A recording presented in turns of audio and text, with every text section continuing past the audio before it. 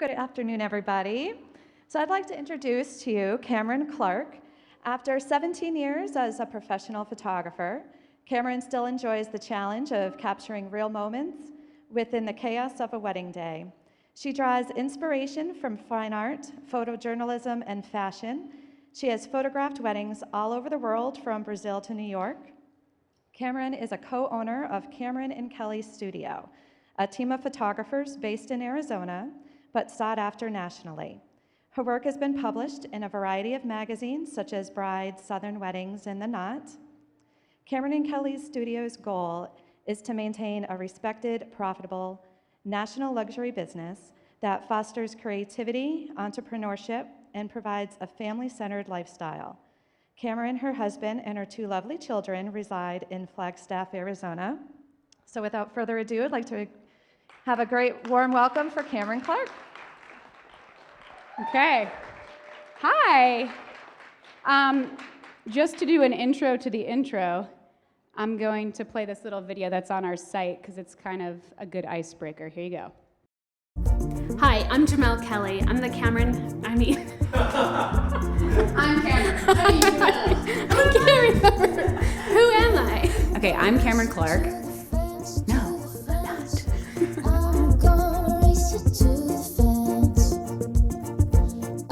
Kind of makes me feel like I'm doing the weather. Today it's going to be 95 again in Phoenix. I really could be a meteorologist in Phoenix. I just want to let you know. Is this my good side? Is this my I basically want to be Don Draper on Mad Men, but then I don't because he's a complex character. You're a very complex character.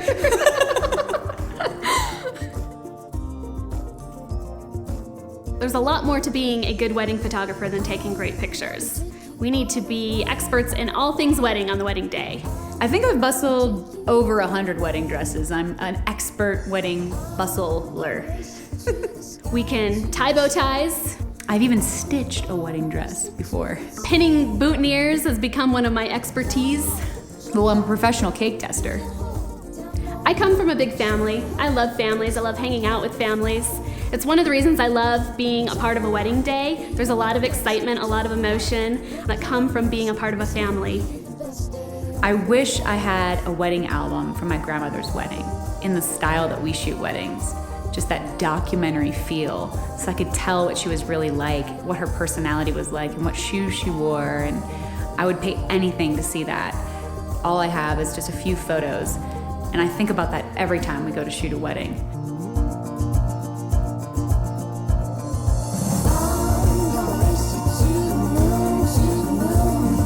I'm Jamel Kelly. I'm the Kelly part of Cameron and Kelly Studio. I'm Cameron Clark. This is the way that you'll see me for most of your wedding day.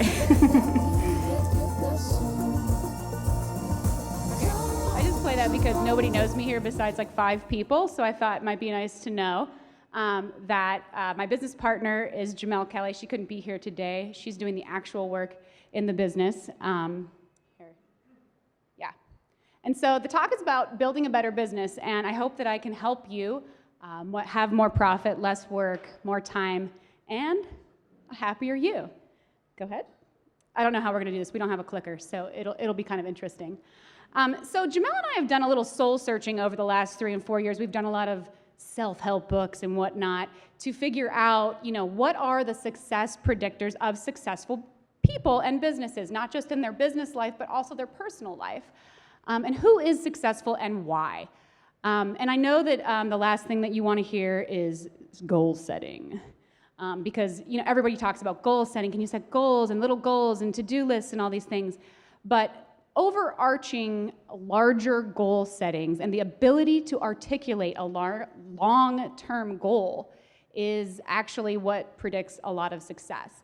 And if you can come at your long-term goal with an understanding of what you're working on and be organized about it, that is a huge predictor of success. Go ahead. So I'm just gonna touch on this, but just to kind of give you I don't know if you can read these, but I'll read them to you. A lot of people miss the top level goal, and that's kind of the overarching part of this little talk. But the low level goals are kind of like the daily things: return emails and phone calls in a timely manner, your daily task list, send vendors images, which takes longer than you think, I wanted to buy a Sonos speaker. They're like $250, but it helps us have some jamming tunes in our office so that we can meet our mid-level goal to make office work fun and be productive at work. So, and then also one of our mid-level goals, for example, is to have really great customer service. But all of these goals are serving our top-level goal. Go ahead. Which is, she said it in my intro, which was interesting. I've been trying to put that into our language a little bit more, but to build a respected, profitable national luxury business that fosters creativity, entrepreneurship, and provides a family-centered lifestyle. So this is what we do everything for. Every single decision that we make in our business comes back to this top-level goal. And if you don't know what your top-level goal is for your business, you need to examine that, come up with a statement, and then every other decision that you make for your business will be easier. And this took us a little while to kind of figure out. I think we kind of already knew that we wanted this, but we hadn't articulated it. And a success predictor is that you can articulate a long-term goal and also kind of like stay focused on it and be passionate about it, which I have both those kind of tenacity sort of skills in our business. Go ahead. So just a couple of examples. I know you guys are all huge baseball fans. I'm actually not a huge baseball fan, but Jamel loves sports. And Tom Seaver was a Hall of Fame pitcher. His top-level goal is up here on the far left. I am happy when I pitch well, so I only do things that help me pitch well. That's pretty easy, but that's his top-level goal. So pitching determines what I eat, when I go to bed, what I do when I'm awake. It determines how I spend my life when I'm not pitching. That's a top-level goal, and then everything else in your life becomes easy. If it means I have to come to Florida and I can't get tan because I might get burned and it would keep me from throwing for a few days, then I never go shirtless in the sun. Does that make sense? And he has to remind himself not to pet dogs with his right hand. So it can be very simple. It's kind of a life compass statement, your top-level goal. Go ahead. And this will help you focus on building a better business. So you can kind of see it as a philosophy and a compass that guides our top-level priorities in our business, and it helps us make every single decision. And it really takes a lot of passion and perseverance to stick with it, even when sort of times are tough and things seem a little bit harder. Go ahead. So I'm going to tell you a little bit about our story. That is a precipice. There is no joke there. That is literally a very adventurous bride on the edge of the world in Sedona. It's literally called the edge of the world, that location. I've never seen a bridal picture there, so I wanted to do something that looked like Yosemite. Anyway, okay, click to the next one.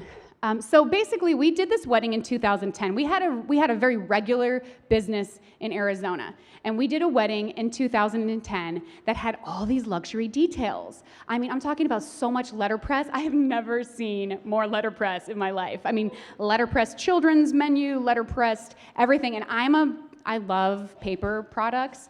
I'm also like a closet hippie, so that's a little bit of a conflict of interest, but I mean, you know, the things that are worth it, you really need to go for. So letterpress is one of them. But so I called after this wedding and I said, who did this letterpress? Because it wasn't the planner. It wasn't my average planner that we work with in Sedona. And I called her up and I said, hi, you know, I did the wedding in Sedona. And she goes, oh, I'm so glad you called. I need a photographer. And I was thinking she meant I need a photographer like next week or for another event. And she goes, no, I need a photographer. I want to work with one photographer. I was like, whoa, dream statement from a planner. Who are you? And so, you know, we sort of, from then till now, we've done about 17 or 18 events together since 2010. And what happened was, she goes, I want to get you on my next event. And I was like, really? Wow. She's like, your work is great. I want to get you on my next event. I was like, I mean, as a photographer, honestly, like, it's like some dream statement. People never say that to you. They don't really care about the work. And I mean, that's the first thing you need to know as a photographer. No one really cares. But it's good that you care, but nobody else does. So she goes, I'm going to get you on my next event. It's in March. It's a 500-person wedding. I'm thinking, ooh, 500 people. I had never done that. I said, you know what, Mary Beth, if you can get me on that wedding, whatever they paid for their deposit, I'll take it off my fee, and I'll do that wedding for you in March. Because it was a big opportunity, and I saw that opportunity, and I wanted it. So we did this huge luxury wedding in 2011, or yeah, March. So that was, I met her in the fall, literally fired their photographer that winter, which is kind of like one of those lucky things that you hear happens to people. Never happens to me, but happened to me. And we shot this wedding. It was a whirlwind, and she's not like a very seasoned planner. She kind of does on the side. So it was one of those things where there was a lot of details, and there was a lot of people, and it was tough. And we got about 2 minutes with the client. However, working with Mary Beth and she lives in Houston, has really helped us understand the luxury market and those types of clients. And so inadvertently, we ended up building a brand together over these last years because the work, she was only using our work on her site. So if you go to her site, it's all of our work. And I think she wanted that by design, and I didn't really understand that at the time, but her work looks very similar because it's all shot the same way, and that's how she wanted it. So what we realized in 2012 was that 40% of our business, of our income, was coming from Mary Beth's work, but yet we weren't really shooting that many more events. And so it was a real eye-opener at that time in 2012 when we realized, wow, we're working less but making more money, and we have a lot more time. And that sort of came at happenstance, you know? And we were like, whoa, how can we get more Mary Beths? We realized the way that she works is kind of like this. Ring, ring. Oh, hey, Mary Beth. Hey, I've got a wedding in the Bahamas. It's in 2 months. You got the job. I just need to convince the client. I'm like, what does that mean? You know?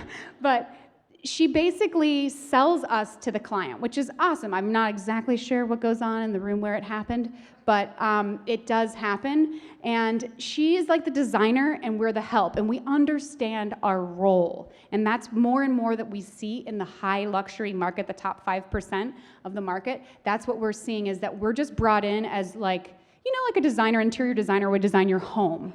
Like, as the person that's hiring the interior designer, you don't need to know who's doing the carpentry, right? You don't really need to know.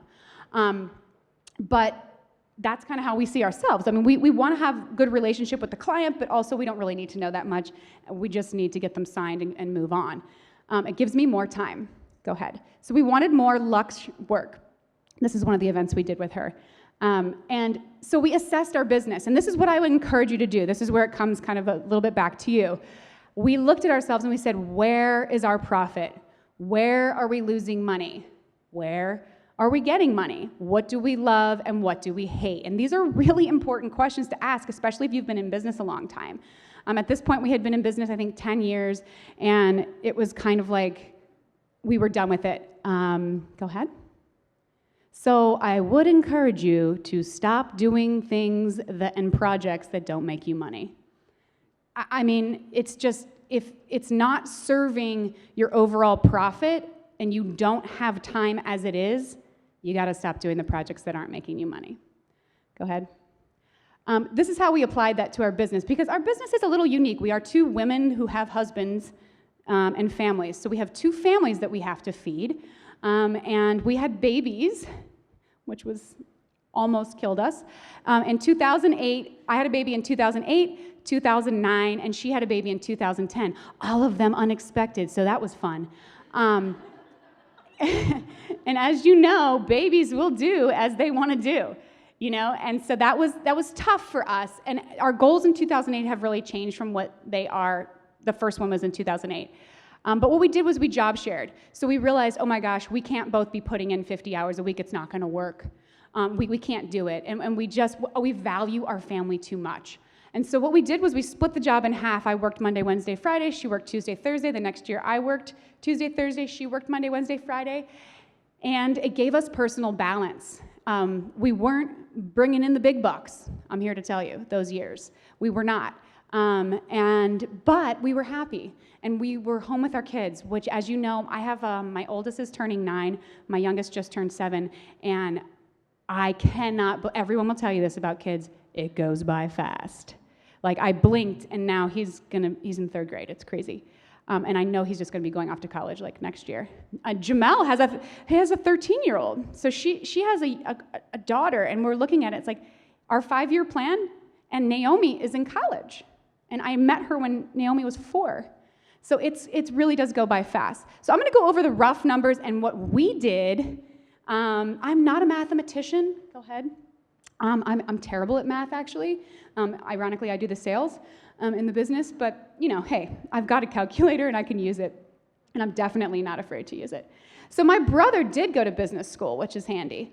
I didn't go to business school. I probably should have gone to business school, and I'm sure I would have loved business school. In business school, they teach you about verticals.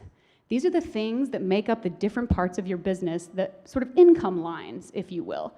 This is what we were doing in 2008, 9, 10. We were doing small weddings, large weddings, luxury weddings, senior portraits, which I hate, family and kids portraits, which I also don't love unless it's candid, and commercial work, food work. And it sucked. Doing 6 things, you can't do things well, you guys. If you are doing 6 things and you're profitable and you're doing everything at 100%, I mean, 2 thumbs up and let's have a glass of champagne. But I guarantee you, if you take a look at all your verticals, you're doing a couple of things really crappy and you want to get rid of them because you hate them. So just, you know what, get rid of them. Here, next slide. So time, this is what my brother said to me. He said, how much time does it take you to do a regular wedding? And I was like, I don't know, what do you mean by that? And he's like, well, do you know your cost of sale? I was like, I don't know if I know that. I've heard of it. And how much money do you return for each vertical, Cameron? I was like, what? And he was like, you know what, you need to I'm gonna make a spreadsheet, I'm gonna do this, I went to business school, I got my MBA, and so he's 10 years older than me, and he's been a successful sort of corporate America guy, but he had fun like messing with my business. Go ahead. What I would tell you is this is what we were doing in 2009. This is not what I first charged Mary Beth, by the way, I was a little smarter than that, but you can't read this, but I will read it to you. So if you don't know the time it takes you to do a regular wedding, I'm talking about something that probably averages in at $50,000 to $150,000. 8 hours is what the photographer would cover it for. Maybe that's the timeline time is about 8, 9 hours. That's a regular wedding. I'm talking about no rehearsal dinner, no after party, none of this stuff. This is your average American wedding that is, maybe we're all striving to be a little bit more luxury than, a smaller wedding. If you're in here, you're probably doing bigger stuff.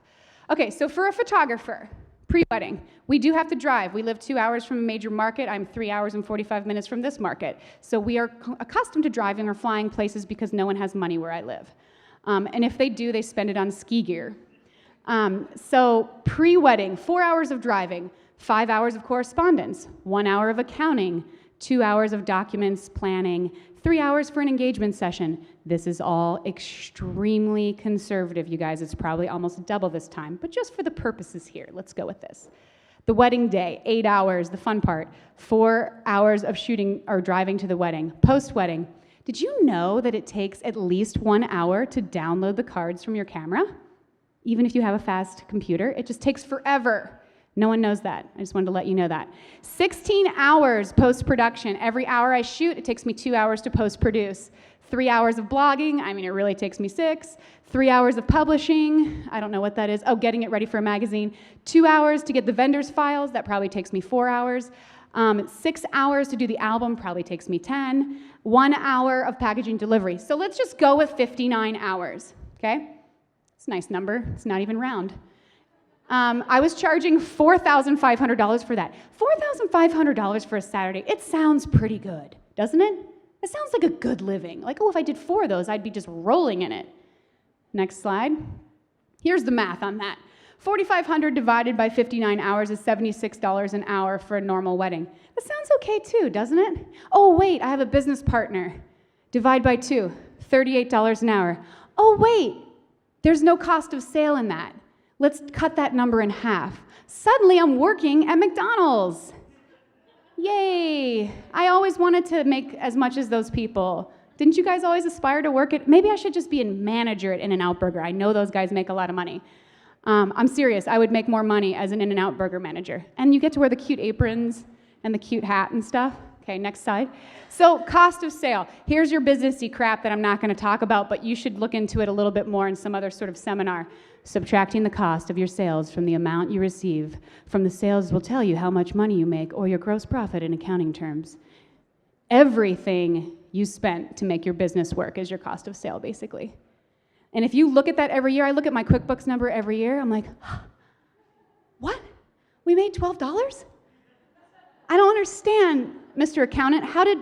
Where did all of that money go? Well, it went to the travel and this and that and the computer and then that. Next slide. So, find your profit. So Jamel says to me, I'm going to do these little intimate weddings at some of the resorts in Sedona and the Grand Canyon. People have been calling us about that. And I was like, no, they're not profitable. Don't do the small weddings. Turns out they're profitable. It takes 2 hours to shoot it, 2 hours to drive, 2 hours to call color correct, 1 hour to deliver one photographer, so one person can handle it. It takes us 7 total hours to shoot and produce this thing. We make between $1,000 and $2,000. They're Monday through Friday. Are you hearing me? Monday through Friday. 1,000 divided by 7 is $142. That's not too bad. Especially because it's only one photographer. 2,000 divided by 7, $285. So if I can get them to buy some prints, which I'm good at sales, so they buy prints, we're making a lot more money on these little things that happen on a Wednesday. I just got a text from my business partner. Some guy called, he has a wedding tomorrow. He's from Japan, they just want to do a small something. That's $1,500 tomorrow. Just because we're open to it. Okay, next.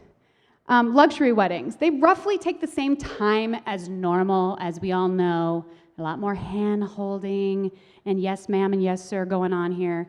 For us, we normally travel. If you want to add in the 16 hours, I'm going to do it for this purposes of math. I personally love traveling, and if I travel one weekend a year for a wedding that makes me 4 times as much money, I'm fine with that as opposed to working 4 Saturdays a month.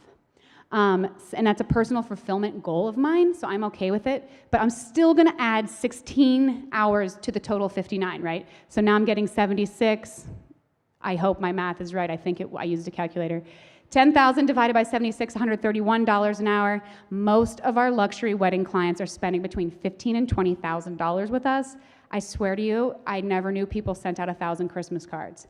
I don't have 1,000 friends. I mean, maybe on Facebook, but I don't send them all a Christmas card. These people do, okay? And it has to be custom, and they want custom envelopes, and they want a custom stamp, and they want me to handle it. So I just charge them for it.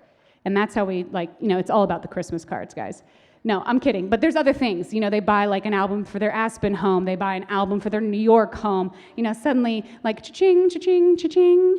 I mean, you can really make more money with these people because they have the buying power. So we started to see this in our work, and we were like, what? A Texas pie pop? Who does that? Can you see that little longhorn? A Texas-shaped pie pop. Okay. Moving on. So we knew what we needed to do. We knew. Can you take a guess what we needed to do? Get rid of those crappy normal weddings that take you so much time, but it's a huge hassle. And you're dealing with a bride who doesn't have a planner sometimes. And if you are a planner, you're dealing with this bride who wants to touch every living thing. And it's driving you crazy. You know what? Just say no. And we did, and it was scary. It was really scary because we cut out, if you know anything about business, which I don't, there's a bell curve, okay, right? And at the beginning of the bell curve is usually the lower income stuff and quantity. That's the business that you run there. In the middle of the curve, you're competing with everybody else in the industry and everybody else in the world. At the top of the curve is the 5%, and there's nobody in there, guys. Nobody is in that little top percent because everyone's afraid to raise their prices. They're afraid to be there. Well, we were like, you know what? We're not scared. We're going to be there. Go ahead. And this is just a funny picture. It has nothing to do with my talk at all.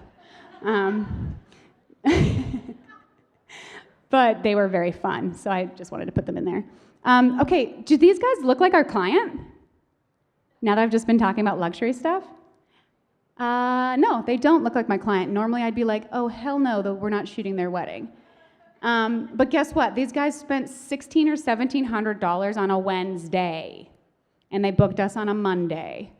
And so who is your ideal client?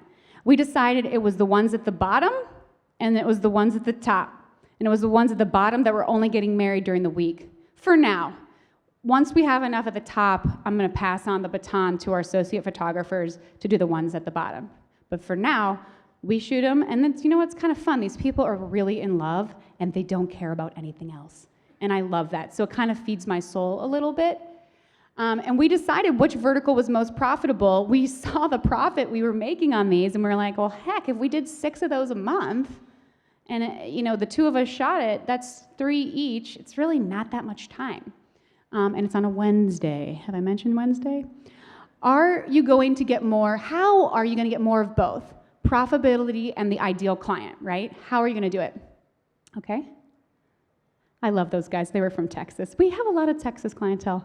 These people are also from Texas, but they're getting married in New Orleans. Okay, so the plan.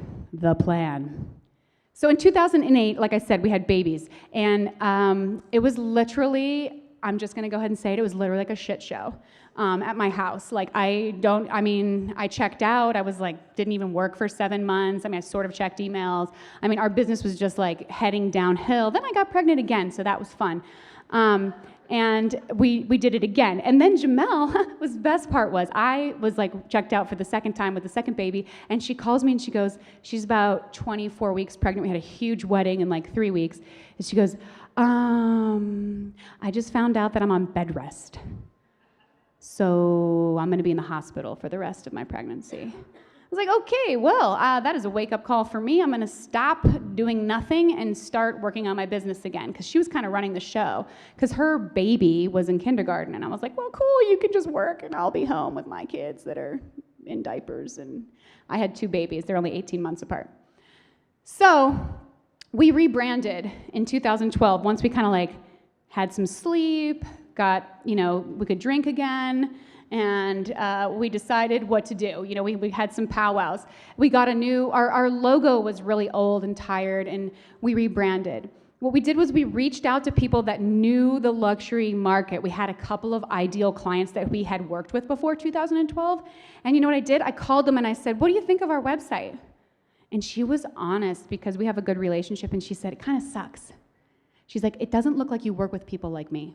The only reason why I hired you was because Mary Beth said you were the best, and she had to have you, and I had to have you. I was like, okay, noted. So what we did was we listened when it hurt. Okay, so just be open to the fact that your stuff might stink, okay? And the message that you're putting out there, it might not be the right message. So ask your ideal clients, ask the people that are in the industry that are doing the work at that level, would they send their client to your website? Would they refer to you? And the answer was no. That's why we weren't getting any of that work. So we changed everything, and we listened. We had very limited resources. Essentially, we were broke after having the 2 or 3 kids. Now it's like hard to remember how many we had. And we were broke, so we cut the fat in the business. And by that I mean we canceled all of the outgoing recurring payments that we had in the year. We canceled all of the advertising. Everything that cost us money that we didn't need, we cut. And that was hard. And we said yes and we said no to certain projects based on if it fit our top level goal. And saying no to money, to cash, it's really hard. It's especially when it's like 8 months out and it's like, ooh, I could probably use that in December, but that just wasn't a good fit. And we said no, and we referred it out. And it was hard because that 8 months showed up, and we could have really used that $4,500 in that month. But somehow, I don't know how, we made it work. Go ahead. So the marketing that we did was we did the website. I spent almost $10,000 on our website. Maybe that's not very much, I don't know. It was the most I'd ever spent on a website. I basically gave up my firstborn child for it. It's a pretty good site, and it will grow with me. So we've had it since 2012, and it's good. It does everything I want it to do, and I knew exactly what I wanted. And we hired the right person for that too. If you're doing a website, talk to me. Also the choice of the partners that we worked with after that fact. We just had to say no to certain people because it just didn't fit the brand. It just didn't fit where we wanted to be going. And we revisited some old lucrative relationships, like with a couple of resorts that we used to get more work from. I was like, hey guys, we took meetings with them, and they did not hear us the first time. We said, we want to do those resort weddings. And they were like, what? We were like, we want to do the ones on Wednesday. And they're like, why? I was like, well, just, we just want to do them, so just send them over. And they didn't send them over for a long time. And finally, we had several lunches together with them, and I was like, no, here's why it works. Put us in that package. And now I'm proud to say, 3 years ago we set that goal, and now we are the only person that they refer to, so we get all of their small weddings, which is amazing. Again, it's the same kind of business where they're like, hey, are you available on November 16th? Yes? Okay, here's the client. Nothing else. There's no work. It's just there. It's just money. And also we needed planners in national markets because we needed to duplicate this idea that we had. Go ahead. So networking, I could do a whole talk on networking, but things that really worked for us was that I went to Engage, if you don't know what that is, it's the Luxury Business Summit. They have it twice a year, and now they have it in Europe, so everyone's expanding apparently internationally. I'm ready for it. Let's go. I'm ready to go to Italy. And I went there and I met a lot of people, but I went with specific goals. So it was part of our business plan. I would not tell you to go to Engage. It's very expensive if you don't have it as part of your business plan. And if it doesn't fit into your plan, don't go. WIPA, which we're here right now at a WIPA. And we went to all the WIPA in Phoenix. We have a very strong WIPA in Phoenix, and that's been helpful. Even though we don't get that much work in the Phoenix market, it's been great to be there just to people to know who we are. Because people didn't, even though they sort of knew who we were, they really know who we are now. And we're able to represent ourselves really well there. Meetings with planners, meetings with people. Anytime I'm in a new city, I will call you. And I will have coffee with you. We also have these great gold folders that we sent out. We targeted 50 planners across the country, so sort of cast that net pretty wide, and we sent out a beautiful packet. And if people received that and said anything to us, we engaged with them. So once I had that packet out, you wouldn't believe who responded. It was great. And so it was like, we called it the magical gold bullet. Now, I don't know exactly how much ROI I've gotten from that, return on investment, but it's been good. It's good karma. It looks good. We also use it as a double. It made us get this thing I wanted to get together for a very long time. It made us get it together, and I give it to people. I give it to brides as well. And then I would take these mini marketing trips in big cities. So when someone from San Francisco says, oh, I love that packet that you get me. Thank you so much for sending it. We would love to work with you. I'm on a plane to San Francisco. I just get the cheapest flight I can. I go there. I spend $300 or $400. I'll take them out to dinner. I'll take them out to lunch. And I talk with these people. And, that's how you get work. If you don't have, the extensions everywhere and if you're not like Ralph Lauren's best friend or something and know all his friends, then how are you going to get the work? You have to go out there and get it. Go ahead. So I also looked outside the industry to what else we could do, because clearly this is a very insular industry and we're all just up each other's business all the time. And I wanted to get out of the Phoenix market. I wanted to get out of the wedding industry and learn. I went to B school. If you don't know who Marie Forleo is, she makes $15 or $17 million a year selling an online business program called B School. So we have a few things to learn from her. And I did go to that, and I did learn a lot. I don't know that it was as good as getting an MBA, but it was definitely a step in the right direction to get out of this business. If you want more information about that, she runs that program every March. I can tell you about it, but just Google B School, Marie Forleo. Google it, because everything's on the Google. We figured out our individual strengths by reading business books. I'm kind of a nerd when it comes to that. I've kind of slowed down on it right now. I'm actually reading a book right now called Girls and Sex, and if anyone would like to read that after me, I'll send it to you. It's one of the best reads of our time. Also, we stopped pursuing portraits. So if people called me and they said, we want to do a family portrait, I was kind of like, it's $1,000. Or, just set it really high. And then if they really wanted to pay the price, fine, it's worth our time. But, or we worked with portraits for former clients, but we just kind of stopped doing that. Isn't that the coolest cake? This guy in Charleston, this is from Charleston, his name is Jim Schmiel. He makes the most beautiful cakes. Okay, go ahead. This is what we discovered along the way. Who are the right partners? I cannot stress this enough. Find your people, and then make yourself a little tribe. And then be open to working with new people like me. Evaluate the progress. What are you progressing with? Are you progressing with anything? Do you have any new ideas? Reevaluate your goals. Is your top level goal really correct for your business? Is it working? Eliminate what does and doesn't work. Just keep cutting it. I'm telling you, that is the key to having time and the ability to work on your business. Say no and cut the fat. I mean, that's kind of a good life goal too. We're no longer a bride-driven business, so people don't find us on the Google as much, even though your Google and SEO should be amazing and you should have a whole talk about Google and SEO sometime. I recently finally hired somebody to do that for us. But we are more of a planner-driven business, which, check on the time, we're doing good. I don't know if I coined that term or not, but what we want to do is we want people to call us and say, you're a perfect fit for our client, the wedding's next March, they need to Skype with you, they need to talk with you, and it's basically in the bag. I've presented one other photographer, and it's done. It's basically that planner is then handpicking me for this client. I'm a perfect fit, we talk on the phone, it's a win-win, and it's easy for everybody. That's kind of where we're at, okay? When you have time, what can you do with it? You can go to New York for an engagement session. You can reinvest it in your business. You can get your stuff done on time. Get your shit done. That's a big thing. I mean, we are all late on everything. Are you calling that client and following up with them? Are you sending thank you notes? Are you doing the things that you know you should be doing in your business? Are you imagining new ideas, or are you just running through all the stale stuff all the time and it's the same old, same old? Do you hate this industry? What can you do with time? A lot. So you got to say no to some things. Now, don't call me in 7 months and say, Cameron, I said no to everything and now I'm totally broke. Can you lend me $20,000? I can't lend you because I'm still working on it all myself. You can take a vacation. If you're sick, you don't have to get stressed out.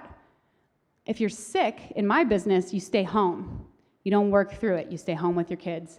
I work from 8:30 to 3 o'clock every single day. I never work after 3 o'clock. I mean, it's like moving heaven and earth to get me to do something between 3 and 8 p.m. That is my family time, and don't mess with it. Although I think I did take a call one time from someone in this room around 4:15, and it was a big wedding that I was up for here in Las Vegas that I didn't get. But it's okay, the photographer was good. I'm always worried about that. If they didn't hire us, they're gonna be terrible. But it was a good photographer. So I took that call at 4:15 in my minivan, my 2005 minivan. That's where I save money too, guys. It's just transportation. And I said to my kids, and my kids are very well behaved, I said, don't say a word. I have to take a business call. You know I never do this. You will say nothing for 10 minutes. And they didn't say anything. Tara can probably tell you that we didn't say anything. So work your referral network. Maybe this is the biggest point I want to hammer home, okay? Do you have people that comment on your Facebook that are your clients, that love you, that like everything, and they give big, giant, happy face emojis to everything that you do? Do we have any of those people? Do you have some clients like that? That's your referral network, okay? Those are your ambassadors. Use them. And don't be afraid to call them. Because, ladies, it's all about, and gentlemen, it's all about, it's all about asking. Sales is about the ask, right? You have to ask for it. Now, you may need to remind them, and it may feel a little slimy maybe the first time you make a call, but our big bride, that's our, when we did this wedding, she loved us. She sent me a text right after the wedding. It was like, oh my gosh, all our friends are gonna use you. We loved working with you, we love you. Everyone's getting married, we're the first of our friends. You'll get all our friends' weddings. And I'm like, well, I've heard that before, number one.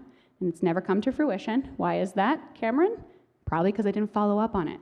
So work your referral network means follow up. So I called her because we did not get all her friends' weddings. I'm like seeing her at every wedding under the sun for the next year on Instagram, and I'm thinking to myself, wait a second, I thought I was getting all your friends' weddings. So I called her and I literally said that. Hey Jane, I thought I was getting all your friends' weddings. And she's like, I know, why don't people understand? Because you have to sell them. You have to tell them. You have to do the work. And she was like, I'm on it. I am on it. I was like, okay. Now she's booked me 3 weddings, 3 big weddings, just from that simple phone call. She loves us. I swear she's like a first liker on every Instagram I post. I'm like, isn't she a lawyer? Like, how does she have time for this? Okay, and maybe she has one of those automated programs. I doubt it, though. I mean, really? I don't think she does. Okay, so work your referral network. Fabulous shoes, fabulous bag. I just want to say fabulous here. What does the future look like for everybody in here? Do you have a 5-year plan? And is it different than the last 5-year plan that you made, or did you never have one? If you never had one, make a 5-year plan and really define what is your top-level goal. I learned this year at a different retreat that passive income is a thing. So now I'm just trying to sell everything of mine, to other people to see if I can make any money. So far it's not working, but I'm staying positive. I'm going to try to work on that, like Airbnb or something. Apparently you can rent your car out now. Sweet. I'll try that, except for my cars are too old to rent out because they're just transportation, guys. Staying fit is a huge goal for us. This job is super taxing on your body. If you do not stay fit, I swear I will never be able to do this a day past 50. I'm turning 40 next year, woohoo! And I feel really good. And I've worked really hard the last 7 or 8 years after I had the kids to kind of get back into it. You gotta hustle and you gotta enterprise. You have to hustle and you have to enterprise. So no one is going to believe in you if you don't believe in yourself. No one is gonna sell for you unless you have a salesperson, in which case that's awesome. You should have a salesperson if you're terrible at sales. But just know that you need someone selling for you. You need someone saying all the good stuff for you. And I'm good at that. Jamel is not as good at the hustle, so that's why I do all the networking. And also maybe an exit strategy, like, do I want to be shooting weddings when I'm 75? I don't really think I do. I want to be more in a managerial role or an educational role kind of coming up. We'll see about that. Jamel just got her master's in photography, so now she can teach, which is awesome. I'm still working on that idea. Go ahead. And this is the end of my little presentation. Most of us in here probably work for ourselves, right? Right?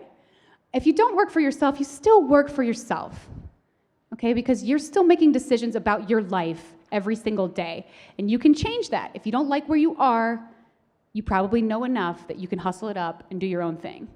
But I'm not encouraging that right now if you love where you are. Your focus determines your reality. That is from Qui-Gon Jinn in Star Wars, so take that very seriously. That is a top-level goal for my husband. And I just think it's so funny because he always says that, but it really is true. Your focus will determine your reality. I said to myself a couple years ago, I want to start speaking. I'm good at that. I should do that more. And so what did I do? I kind of hit the ground and started working on it. Did I get a lot of rejection? Yes, I did. But I'm sure you guys will say nice things about me. You get what you show, okay? Don't put the crap on your website that you don't like. Don't put the bride that you don't like on your website. I mean, as great as her wedding was or whatever, just put what you love out there and you'll get that back. Less is more, always. Less is more. Coco Chanel said that. Doesn't happen overnight. This is still not fully happening for us. I mean, we're doing a lot better. We're getting calls that I get chills at when I answer the phone or I get the text message from a really big planner, and I'm just like, wow, I can't believe we're doing a wedding with so-and-so. And it still feels like it's not happening, but it's happening. So if you set a plan in action and you stay tenacious about it, you stay passionate about it, you stay true to your top level goals, things will start happening. It could take years, okay? I mean, that's the reality of it. It really could take years. And sacrifices will have to be made. And And some of that is the work that you kind of, maybe you love some work that's not very profitable, you know? I mean, I know Jamel had to give up a lot of senior pictures, and I don't know why, but she loves doing those. But they're terribly like time-consuming and not profitable for us. So let's see, is there one more slide? That's the end. Follow us on Instagram. You know, I have like 2 followers, so get in there, start engaging, and I'll take questions if anybody has any. Or we don't have to have any questions. But I know you probably have some. Come on. Nobody has a question? Don't be shy. I know nobody wanted to sit in the front row because nobody knows me, but I really don't bite, usually. No questions? Everyone's running a perfect business? No one needs to get any better? Okay, see, there's always one. Enterprise? Okay, his question is, what is enterprising? So when I was a photojournalist, which I did before I did this, and you don't get paid in money for that, by the way, you get paid in happiness, which is hard to put food on the table with, which is why I switched to this industry. But enterprising is when you make your own path. So in photojournalism, how you enterprise is you don't just get National Geographic to call you and say, hey, Cameron, we loved that piece you did in the Mountain Living magazine in Flagstaff, Arizona. We would love for you to go to Peru and cover an ancient indigenous species for like 6 months. We're gonna pay you $90,000 and everything's covered. That doesn't happen. The people that work for Geographic and the people that get the big jobs, you can bet your bottom dollar they are going out there and they're enterprising their work. They're taking it to the top editors. They're showing people. They're talking about themselves. They're hustling. They're out there selling themselves. And if they can't sell it on the front end, they sell it on the back end. So what they do is they go and do the project in photojournalism. You would go to Peru, do your indigenous work or whatever that you want to do, come back and then try to sell it. So you have to think of ways to enterprise new work for yourself, or, you know, come up with new ways to make money or new ways to be different. For in our case, to bring it home here, I decided that I was going to go after, you know, the top 10 planners in the country, essentially. And it's working, but it's slow work. It's kind of like Mad Men networking. Have you guys watched Mad Men? You know how they do back in the day? They just used to go to dinner and go play golf and stuff. That's what I do. I just go to parties. Anything else? Yep. Our package, I brought it to my car, which is awesome because that's not here. Or it's like somewhere in the zone of valet land.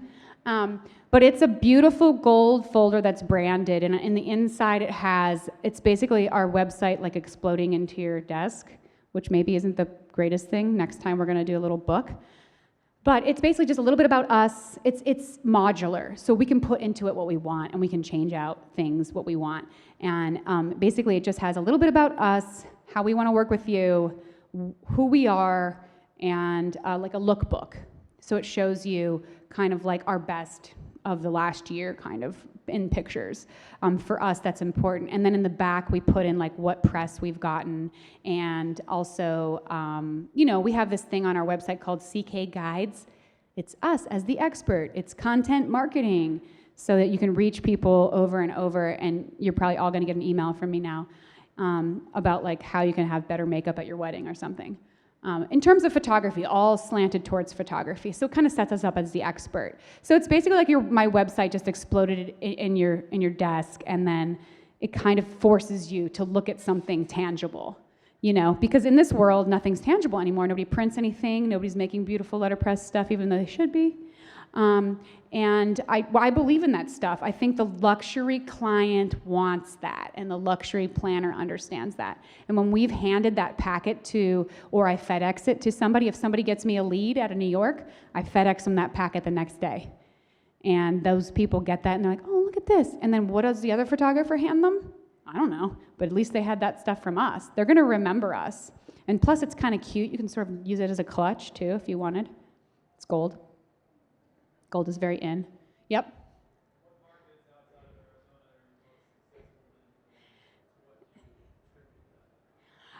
Well, I would say Texas because they have lots of money there. And they spend a lot of money on, if you do the research, Texas spends a lot of money on weddings. They have like low income tax, maybe it's property tax. I don't know, they got a lot of extra money in Texas. And we are connected really well with that one planner. So I am always working our referral network. So out of that one Sedona wedding, now I didn't just sit there and go, oh, those are pretty letterpress details. I called her. And I said, hey, can we work together? You know, I mean, like, I introduced myself to her. So I'm always doing that. Every opportunity I get, if I see something I like, or if a client, another example is a guest at a wedding, was this beautiful girl that was so well put together, and I thought, I just need to meet her. And I went over and I met her, and I talked to her for a little while. Turns out she has 160,000 followers on her Design Darling blog, and we're shooting her wedding in Nantucket next year. She loved our work from that wedding, but when I found out she was engaged, I called her. I cold called her. I was like, hey, do you remember meeting me for 2 seconds at that wedding? I want to shoot your wedding. I really did. And we got the job. So that's how it works. So the markets that we're most successful in are markets where there's a lot of money, like New York, Dallas, some of the bigger mountain markets. I'm kind of hoping I'm flying to Denver to attend actually a WIPA event in Aspen, twist my arm, got to go to the St. Regis, and meet with some people there who have been following me, engaging with me on social media. I've picked out a couple of people that I really want to meet and talk to, and you know what, they'll probably send me a wedding someday, and if they don't, it would have been a good party at the St. Regis.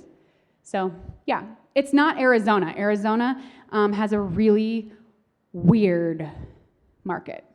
Very oversaturated.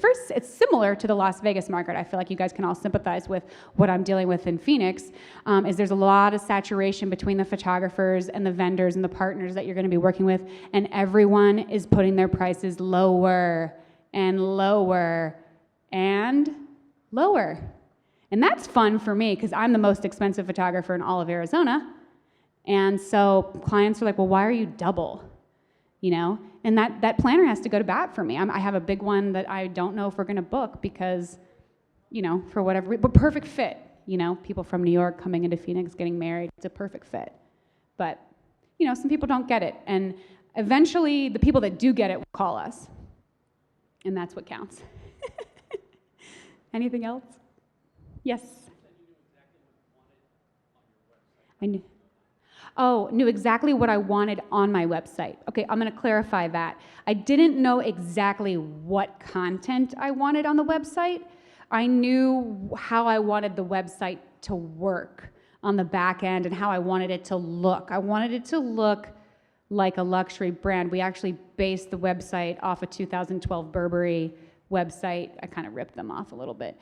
I'm obviously not as good as them, but it looks pretty. It looks pretty, and I knew that we looked at other luxury brands, and I said, okay, what's Prada doing? What's Burberry doing? What's Louis Vuitton doing? Like, what are these brands? And I go to Louis Vuitton. I don't buy anything there. I go there, and I learn about what it's like to shop there, and then I try to provide my client that same experience. So I knew I wanted it to feel like luxury, and so I don't put anything on our site. If I do, sometimes I bury it, but I put everything forward that looks like we are fabulous. And so we don't, frankly, have as much fabulous work as we need. I could really use some more fabulous work, so call me. But it's tough. As a new sell in a new market, I met with a great Chicago planner who I admire and love her work, and I met with no one else when I went to Chicago because I only want to work with her. And, you know, she's like, well, Cameron, how am I going to take the risk of working with you for the first time? And I get that. That's hard. And that's, somebody has already taken that risk, so we can put them forward, like a big name planner, like, oh, well, so-and-so worked with us. And then it's like, oh, okay. And then, like, but they're working with you, then. So that's kind of how it's working for us right now. But what I always say to planners is, if you're looking to work with new talent, Don't do a styled shoot. Do a birthday party or something like that. Maybe you could do a styled shoot, but again, only if you have the time. But have if you identify a very easy client, that's what I noticed the big planners are doing with us. If they identify they have like a really easy client that's just like no budget, doesn't care, not a real fussy person, it's a perfect one to put us into the fold on. And they'll bring us in for that, and we'll do a great job. And then it's like, oh yeah, well, we worked with them last weekend. So that's how it's been working for us, but it's still like pushing a snowball uphill in Arizona. Anybody else? And I do live in the middle of nowhere. So it is a hard sell. I'm not like, oh, she's so chic, she lives in New York, she's so happening, she's in LA. It's like, I live in Flagstaff, Arizona. That's not chic, okay? But I'm a chic person living in Flagstaff, Arizona. I can sell that, but it's hard. And in Phoenix, there's a real bias about everybody thinks that you're wearing like Birkenstocks and like no deodorant if you're from Flagstaff. I actually do have Birkenstocks, and sometimes I don't wear deodorant. So, but I can also dress up. Anybody else? Yes? How did I find the wedding planners that I wanted to work with? That's a very good question, because I was like, oh, I need to work with some great national wedding planners. Wait a second, who are they? Exactly.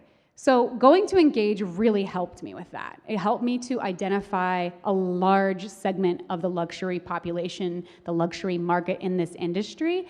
And then I kind of just saw who I vibed with and who I thought was gonna share the same top level goal, right? I find that we do better with planners. This is not across the board, planners. But I find that we do better with planners who are also family oriented, whether it be their own, even if they don't have kids, if they're very family oriented people, we do better with those planners. And I don't know why. We just it just vibes out better. So I do look for that. And then one thing I didn't say in this presentation that I'd like to say is, if it's not working and you've knocked on that door 3 or 4 times, just move on. It's okay. Just let them go. Because sometimes they just make excuses, and it's just like when that person asks you to go to lunch like 6 times, and you do really want to hang out with them, but for whatever reason, you just cannot make the time. At the 7th time they ask them, you either say yes, or if you say no, it's like over, So I kind of go like 3 times is the charm. I'll go 1 more time. If I can't get the meeting, I'm over it, Don't waste your time with people that don't want to be partners with you or don't see your value. Anyone else? Start clapping. Yeah, start clapping.